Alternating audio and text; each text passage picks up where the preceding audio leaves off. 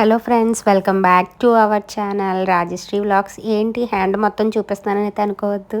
నిన్న బ్యాంగిల్స్ చూపిద్దామని అయితే అనుకున్నాను. ఈ బ్యాంగిల్స్ నాకైతే సత్యక్క అనేది అయితే ఇచ్చింది.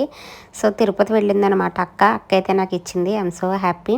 So thank you so much సత్యక్క. ఇంకా నాది వీక్ ఆఫ్ లాస్ట్ డే.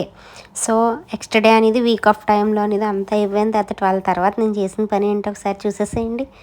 మంచిగా ఆమ్లెట్, ఒక ఊతప్పం చక్కగా వేసుకొని నేను శేఖర్ అయితే చక్కచక్క తినేసాము. సో డే మార్నింగ్ అయిన తర్వాత ఏం చేసామో కూడా నేను మీతో అయితే షేర్ చేసుకుంటాను. కానీ ఈ వీడియోలో అనేది కూడా నేను చేసే స్పెషల్ ఏంటో ఒకసారి మీతో అయితే షేర్ చేసుకుంటా. చూడండి, మార్నింగ్ లేవగానే సరే నేను లైన్గా అనేది కూడా ఏం చేస్తున్నాను అనేది అయితే మీతో అయితే నేను చెప్పేస్తున్నాను. లైన్గా అనేది ఫ్రెండ్స్, కానీ ముందుగా అనేది కూడా నేనైతే టిఫిన్ అయితే రెడీగా వేయాలని అయితే ఫిక్స్ అయిపోయాను.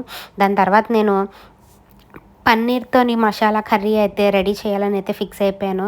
ఆల్రెడీ మన గ్యాస్ అనేది అయిపోవడం వల్ల ఏం అవలేకపోయింది. చూడండి కానీ ఎంత త్వరగా చేస్తాను. ఈ మసాలా అనేది మీకు కావాలంటే కానీ కింద కామెంట్ చేయడం అయితే అసలు మర్చిపోవద్దు.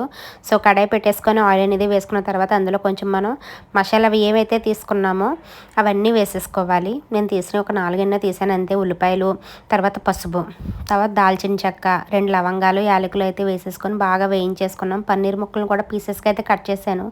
ఏదైతే మనం మసాలా అనేది ఉన్నదో మసాలా అనేది కూడా మనం నూనెలో అనేది బాగా అయితే మగ్గించేసుకోవాలన్నమాట. ఎంత అలా అంటే ఆయిల్ అనేది కూడా పైకి తేరేంత వరకును.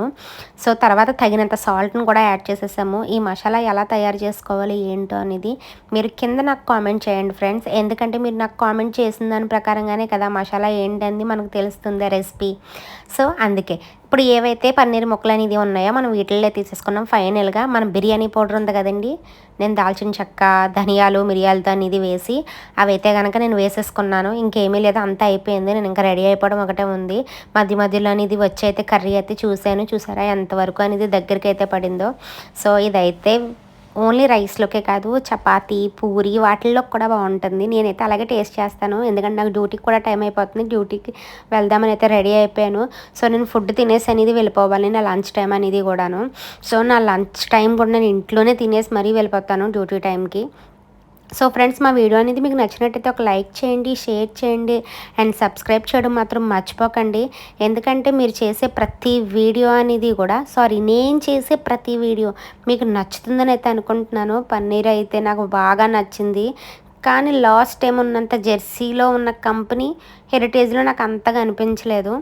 కానీ నేనైతే మాత్రం కొంచెం సాటిస్ఫై అయితే అవ్వానని చెప్పొచ్చు. లాస్ట్లో గడ్డ పెరుగు అయితే వేసుకొని తిన్నాను. పెరుగు లేకపోతే ముద్ద తెగదు కదా, అందుకే అనమాట. సో వీడియో చివరి వరకు చూసినందుకు thank you for watching video friends. Bye. Next video